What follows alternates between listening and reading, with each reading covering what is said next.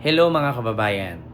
Luzon, Visayas, and Republic of Mindanao Province of China ni Digong ang Davao City. Ngayon mga kababayan, magandang umaga, magandang gabi, magandang hapon, magandang tanghali kung saan man po kayo ngayon. Meron po panibagong vlog, meron tayong panibagong balita, at meron tayong panibagong content na gusto kong ipaalam sa lahat, lalong-lalo na sa mga nagmamahal sa akin, nakasuporta sa akin, ang loyalista at ang kakamping. Ngayon po mga kababayan, ito po, nabisto po ni Congressman Paulo Ortega, no, yung plano pala at galawan nitong grupo ng mga Dutae, no, grupo ni Fiuna, ni Digong at grupo ng Dutae. So according dito mga kababayan, sa sinabi ni Congressman Paulo Ortega, basahin po natin, ayan po sa ating screen. Former President Duterte allegation of blank appropriation in the 2025 budget are pure disinformation.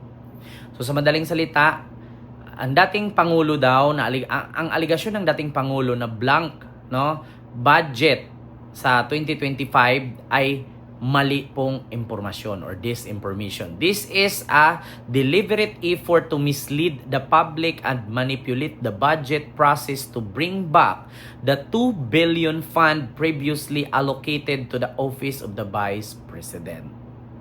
So ano ba ibig sabihin nun? Ganito kasi mga kababayan, nabisto, nahuli at nabulgar, nabutata, no, ni Congressman Paulo Ortega ang plano. Kaya pala sinisira, tawag dito, ginawa ng kwento at binigyan ng meaning na kurakot-kurakot daw ni dating Pangulong Rodrigo Roa Duterte ang patungkol sa 2025 BICAM budget kasi nga ang akala siguro nila pag umaray, no, pag bumira si Digong, si Pangulong Bongbong Marcos aaray. Hindi, actually sa totoo lang si Pangulong Bongbong Marcos is a professional politics, professional person, professional politician. Bakit? Ayaw kasi ni Pangulong Bongbong Marcos yung gulo. Kasi ayon nga sa kaniyang campaign, sa kaniyang layunin nung tumakbo siya pagkapangulo ng Pilipinas ay pagkakaisa or unity team.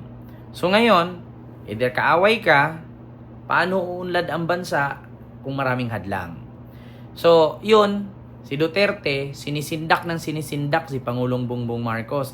Akala niya siguro na kapag gagawa siya ng kwento, gagawa niya ng kasinungalingan si BBM ay babahag ang buntot. Hindi niya alam na si BBM presidente rin katulad niya. Kung siya naging piskal, naging prosecutor, naging congressman, naging mayor, naging presidente, si BBM naging presidente, naging congressman din, naging gobernador din, naging sundalo din. So, mas marami pang narating si Pangulong Bongbong Marcos at mas mahal pa ang paaralan na pinag-aralan niya kaysa kay Digong. So ngayon, mga kababayan, akala siguro ni Digong na pareho lang noon si Pangulong Bongbong Marcos na kapag sinita-sita niya, kapag inusig-usig niya, tinahol-tahol niya, titiklop ang buntot at matatakot at magbago. 'Di ba? Babaguhin. Akala niya siguro na kapag birahin niya si Pangulong Bongbong Marcos patungkol sa budget sa 2025, ay akala niya, sige, ganito, para wag ka nang maingay, dadagdagan natin yung pondo ni Sara Duterte na 2 billion. Kasi nakalagay dito sa sinasabi ni Congressman Paulo Ortega na deliberate effort to mislead, no, the public and manipulate the budget process to bring back the 2 billion fund previously allocated to the office of the Vice President. So, akala siguro ni Digong na kapag binira niya si BBM, no, titiklop ang buntot ni BBM at gagawing 2 billion ang 700 million na pondo ng office of the Vice President. So, ngayon, paano ba gagawing 2 billion yan? Si BBM hindi naman natakot. Actually, hindi naman talaga takot si BBM. Ayaw lang ng gulo. Ang problema lang kasi, akala siguro ni Digong, madala niya si BBM sa sindak. Hindi niya naiisip na si BBM mas makapangyarihan sa kanilang lahat. Kung tutuusin, kaya ni BBM ipatiklo si Digong ipahuli, ipakulong, ibartolina sa mga ginagawa ni Digong kay BBM na mag-rally-rally dyan. Rebellion ang tawag dyan eh. Anytime. Sa totoo lang, kung masama talaga si Pangulong Bongbong Marcos at kung pareho sila ng utak ni Duterte, matagal na si Duterteng pina-firing squad. Matagal na si Duterteng pinatay, siguro. Matagal na si Duterteng pinadampot at pinasagasaan ng pison. Kung pareho lang sila ng utak, take note yung matanda na nagnakaw ng mangga, diba? Sa administrasyon ni Duterte yun nangyari, nakulong. Nagnakaw lang ng mangga. Yung teacher na nagsalita ng hindi maganda sa kanya, pinadampot niya sa NBI, tinanggalan ng lisensya. Karapatan naman ng teacher yun magsalita. Bakit? Meron naman tayong freedom of speech, meron tayong kalayaan maghayag. 'Di ba? So, kapag si Digong magmura sa presidente ng Pilipinas, kapag si Digong tawaging adik si Marcos, bangag si Marcos, okay lang. Pero kapag si Digong na ang binanatan, hindi na po pwede. Padampot ka na, ipapatay ka na, di ba? Ipapatugis ka na. So, bakit ganun? Bakit ganun ang senaryo? Kaya ngayon, nabulgar, nabisto ni Congressman Paulo Ortega itong ni Digong, strategy. Akala niya siguro na kapag sisirain niya, bibirahin niya si BBM, babaguhin ni BBM at dadagdagan yung pondo ni Sara. Aba, tandaan mo Digong, hindi mo tauhan si Marcos. Ikaw pa nga ang nakinabang, no, sa mga Marcos. Bakit? Kung naalala ninyo, nung panahong eleksyong 2016 na tumatakbong presidente si Digong, sabi niya, wala akong chairman, wala akong mayor, wala akong congressman, wala akong gobernador. Walang ibang tumulong sa akin kundi si Aimee lang. So ibig sabihin, sinong nanggamit? Mga Marcos ba nanggamit sa Duterte o mga Duterte gumamit, no, sa mga Marcos? Kasi wala namang pera talaga yan. Ngayon lang naman nagkapera nung naging presidente yan pero yung tumakbong presidente yan, walang pera yan. Pinunduhan lang yan ng mga drug lord. Meron ngang pinalabas si Senador or ex-Senador Antonio Trillanes na tumatakbong mayor ngayon sa Caloocan na ito daw si Digong nung eleksyon daw ay may nagpondo daw dito na pinapangalan ng Samitan. Sami Uy.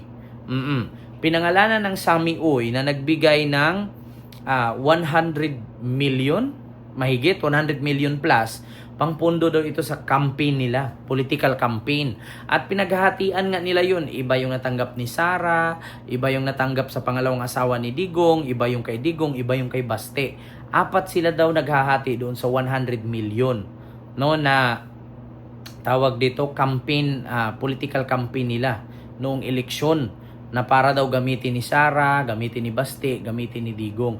Bigay ni Sami Uy. Na kinikilalang drug lord daw ng Davao. Di umano drug lord daw ng Davao yan, si Sami Uy. Kaya sabi ko sa inyo mga kababayan, kakaiba talaga. Akala siguro ni Digong, lahat ng tao masisindak niya.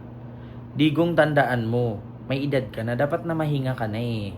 Diba, manood ka na lang sa balita sa TV, umupo ka na lang, doon ka na lang sa rest house mo, maglaro-laro ka na lang ng golf, diba, mag-alaga ka na lang ng manok, magtugway ka na lang ng baka dyan, diba, mag-alaga ka na lang ng biik, mag-alaga ka ng kambing, mag-alaga ka ng manok panabong, baka sakali maging kasusyo mo pa si Atong Ang, mag-online sabong kayong dalawa, buga. Hindi yung sasali-sali, tapos fake news pa, sasali-sali, tapos bibira, tapos sasabihin, budget daw, may hukus-pukus sa 2025 budget, blanco-blanco daw, keme. Ako sa'yo, Digong, no, magpuyo ka na lang dyan, puyo na ba? Pahuway na. Ayun, sa apil-apil ba, samok-samok lang kas politika, wag ka na sumali.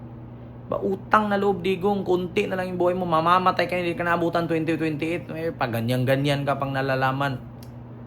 Wag na yung ganyan. Alam ng mga loyalista yan, alam ng kakamping yan, na may cancer ka.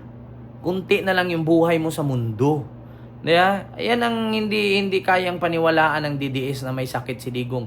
Sa mga hindi po nakakaalam, si Digong po may cancer. Stage 4 na po yung cancer niyan. Parang Miriam Santiago po yan. Kung walang pera yan, patay na yan. Diba? So, ako sa'yo, former President Digong, magpahuway na ba? Pahuway na. Ihatag na sa ubang politiko ng pagkaposisyon na gusto ni mong balikan, ihatag na. Okay, ikaw nga, dugay na ka nagpolitiko, wala man gyapoy nangyari sa Pilipinas, palpak pa rin. Kahit sabihin mo sa 100%, naka 80% ka, pero meron pa rin 20% palpak. Walang nangyari. Kahit pa buhayin, dagdagan pa yung buhay mo ng 100 years old, hindi mo kayang paunlarin ang Pilipinas. Bakit? Nadadala ka sa kickback. So yun lang mga kababayan, bistado ni Congressman Paulo Ortega.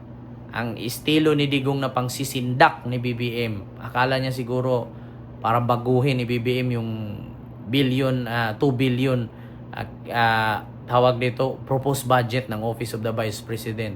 Ano akala nyo kay BBM? Tanga? So yun lang, maraming salamat and see you next vlog. God first. Thank you.